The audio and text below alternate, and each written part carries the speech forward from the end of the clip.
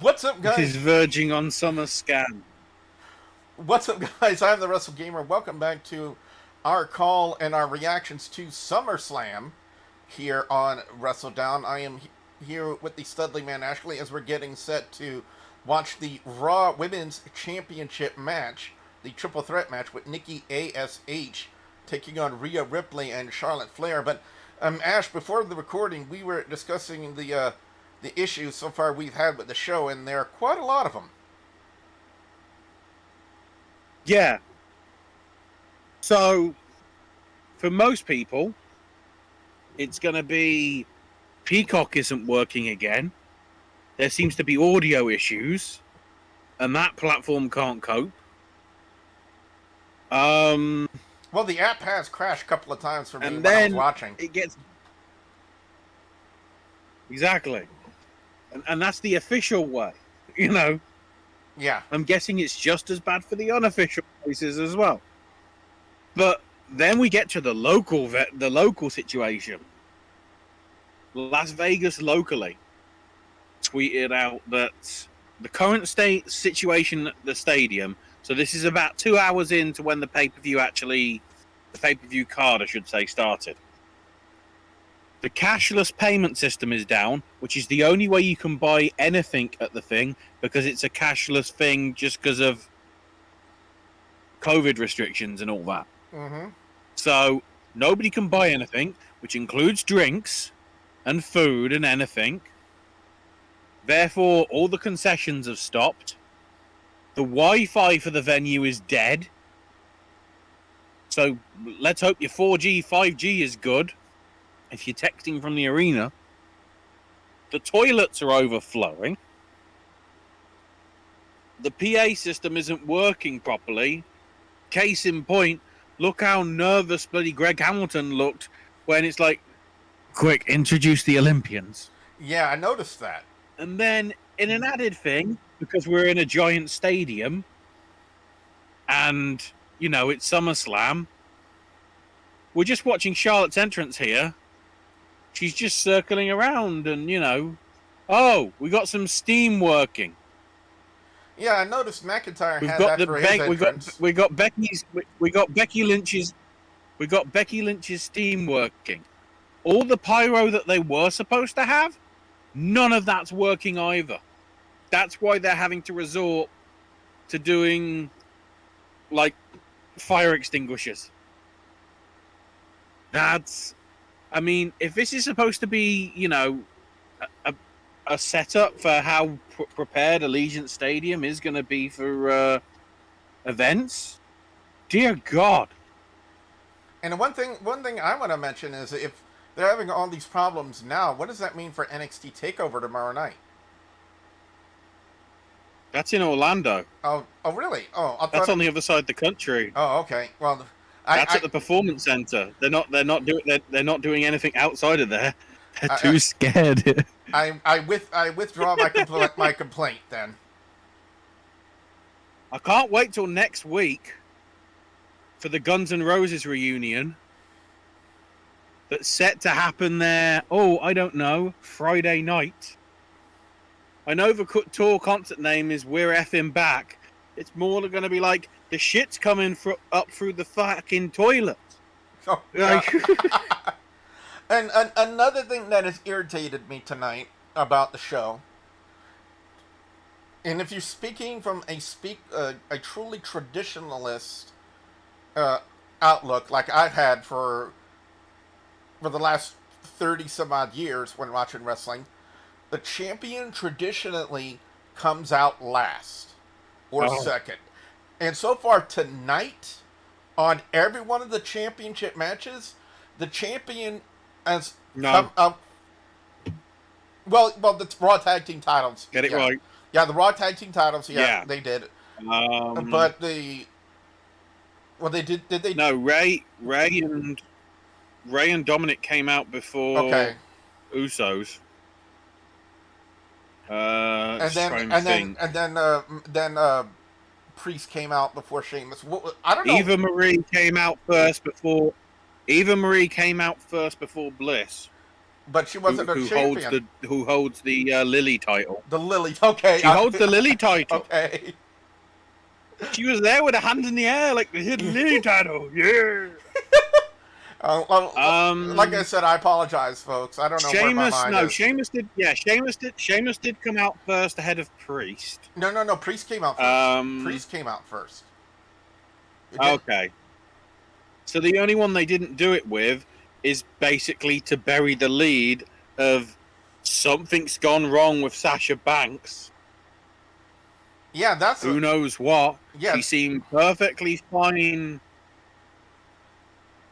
that Friday of SmackDown. So something had to happen. And of course, Drew McIntyre also came out last because he has Angela. You know what? I still say, I don't care where they got that sword from. It is a beautiful looking sword. It is. It's Vince's, remember. It's big Vinny's sword. Probably literally and figuratively. Well, they just got done with the introductions for the triple threat match for the Raw Women's Championship. And I watched the kickoff show, and there were a lot of, a lot of the fans are split as to who's going to be walking out with the title. A lot of people are backing Nikki A.S.H. I think that would really cement her character and her gimmick in WWE if they keep the title on her. I don't know if they're necessarily going to do that. But then again, at this point in time, the question I have to ask is Rhea Ripley scores with a dropkick to start Flair and then gets low-bridged by Nikki A.S.H. to the outside, and Nikki goes into the corner. Do Charlotte Flair or Rhea Ripley, Ash, really, right now, do they need a Raw Women's Championship? Yes. It's just... it's not on the wrong person. It's just... I mean, I don't want to diss the person that you and I have spoken to on Twitch that goes by the same name, but WWE Creative, not that one. Oh yeah, sucks right now. Oh yeah, the whole gimmick of her being almost a superhero, perfectly fine. But if she's almost a superhero and she isn't sure about it, why is she champion? 2, a week after becoming champion, why is she sent jobbing to the person that beat her? And then also losing to Rhea Ripley, but at the same time winning against both because 50-50 booking.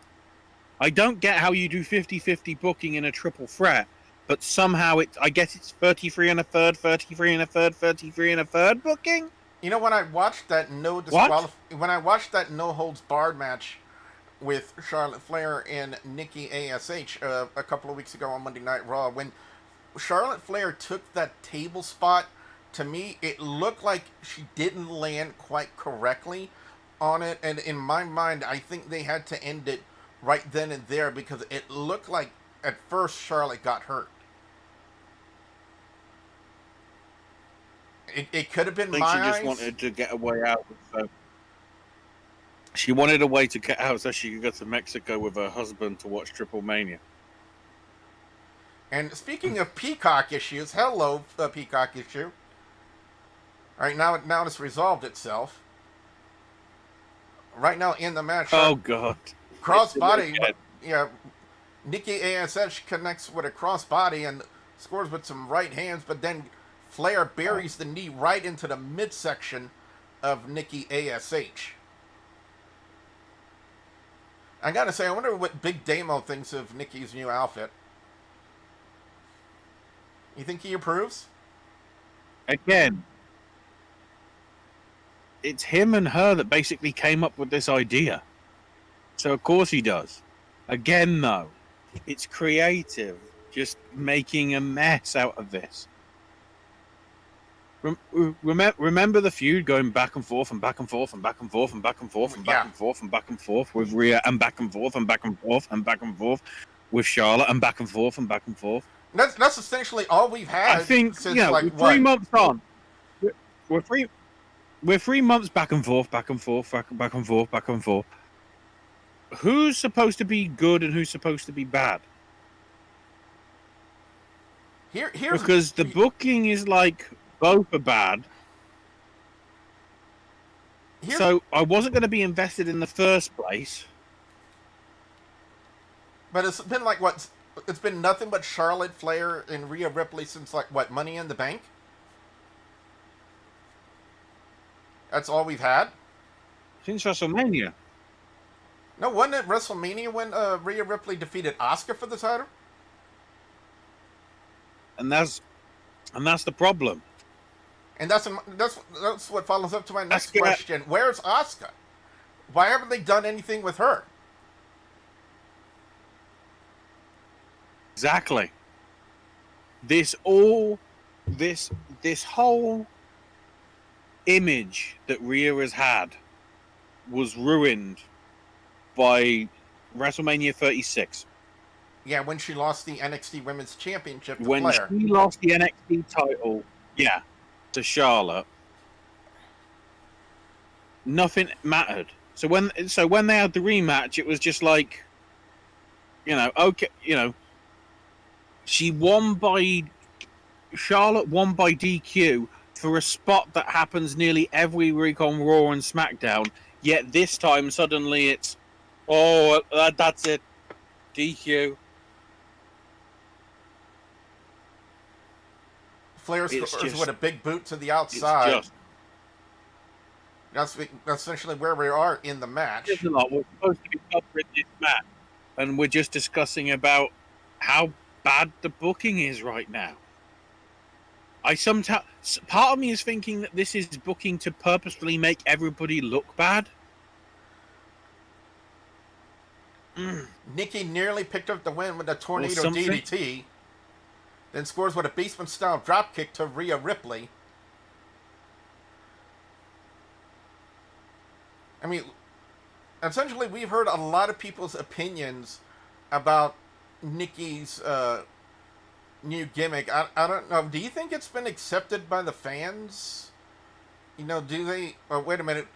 Fall-away slam and a German suplex with Rhea Ripley throwing Charlotte Flair and Nikki in the clutches of the Queen. And right now, Charlotte Flair is down, and uncharacteristically, it looks like Rhea Ripley's going to the top. But the problem is, Nikki debuted the gimmick, 6-7 weeks before she won the title? Yeah, because it was just before Money in the Bank. How are you supposed to be invested and know what's going on? How are you supposed to be invested and know what's going on with that short a build? I don't know. Maybe it's just my personal opinion, as Charlotte and Rhea are exchanging blows on the outside, that maybe they personally pulled the trigger too soon with Nikki's cash-in. I mean, it was like the night after... wait a minute. Nikki off the top with a crossbody to both Rhea and Charlotte to the outside. What was the pay-per-view... It was at Money in the Bank when Charlotte beat Rhea, wasn't it? For the title? Yeah. And then the very next night on Monday Night Raw, they had Nikki cash in. And maybe it's just me, but maybe I'm still thinking that was maybe too soon of a cash in. Because what have they done since then? I'm trying to look at the history. As Ash is doing. I'm trying to look at the history of this. Because Carmella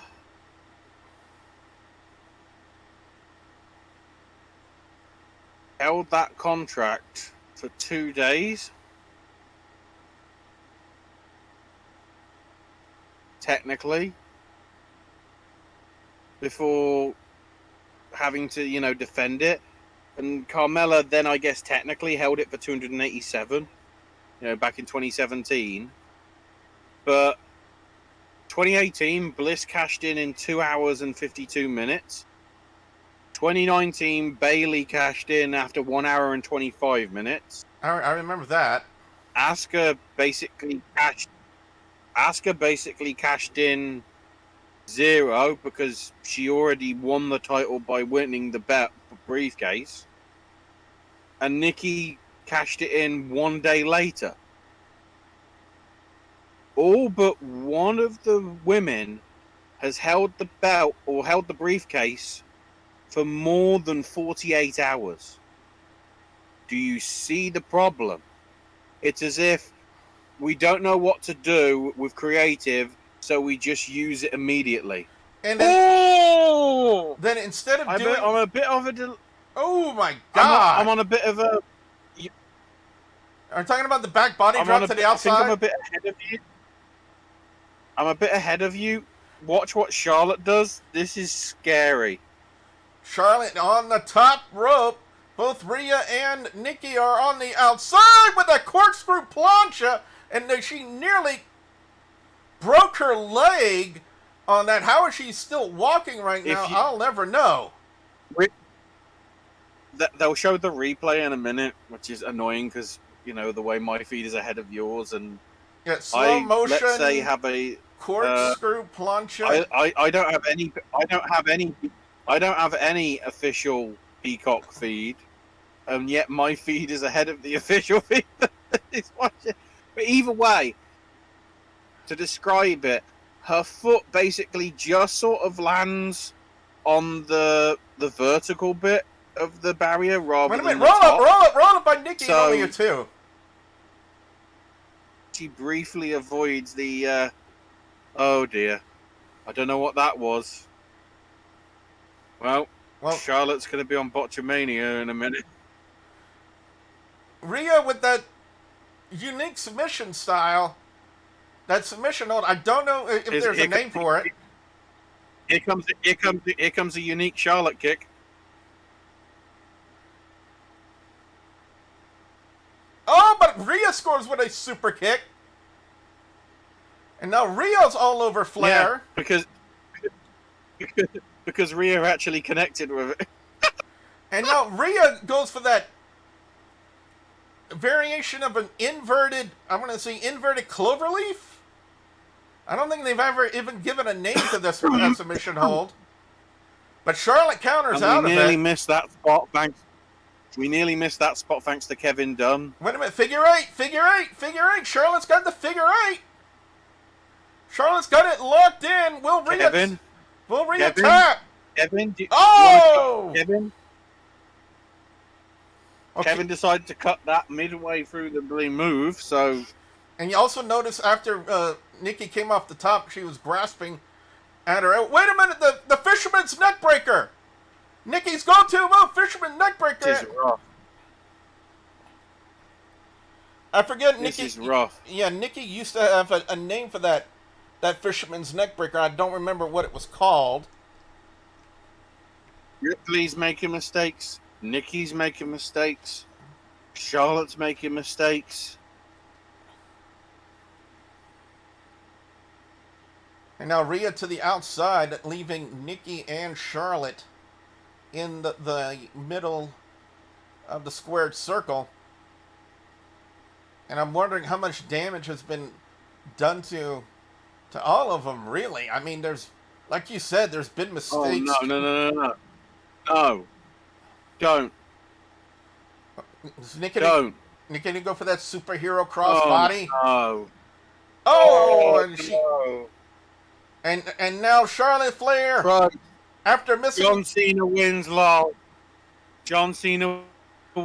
Charlotte Flair with the figure eight. Wins. John Cena wins low. Will Nikki tap?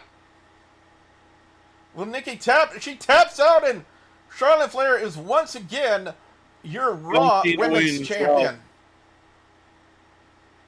I'm pretty sure she's now matched her bloody father in terms of title reigns. If not, She's blooming close now. So doesn't it just make the Money in the Bank cash in just seem a little bit worthless if they pull the trigger on her? Yeah. She cashes in the night after Money in the Bank. She loses cleanly to Charlotte, beats her in a no DQ match, loses to Rhea Ripley the next week, and basically they've done nothing to make her look strong as a champion going into this match. They've done absolutely nothing to make her look good. 14-time champion. So she's 2 away from her father's. As they're showing here on the replay that corkscrew plancha where Charlotte Flair nearly broke her foot. It's at this rate. Oh, I see it. I see where it landed. Right, Charlotte is going to become a 17-time champion before Cena by the end of the year.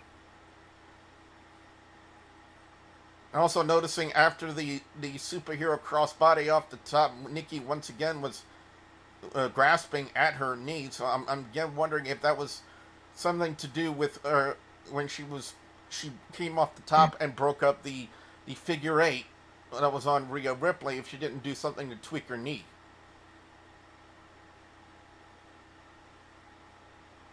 Well, anyway, guys and gals, you've heard our discussed about this. What we want to know from you guys out there is, what did you guys think of this match? Be sure you put your comments in the comment section below. Don't forget, Pro Wrestling 225 presents Conflict of Acadiana live August 28th, 2021 at the Como Rec Center in Lafayette, Louisiana. Be sure you guys check out the Pro Wrestling 225 Facebook page for all the details for our next upcoming event. So for the Studly Man Ashley, I am your friendly neighborhood Wrestle Gamer saying, what's going on with the show tonight?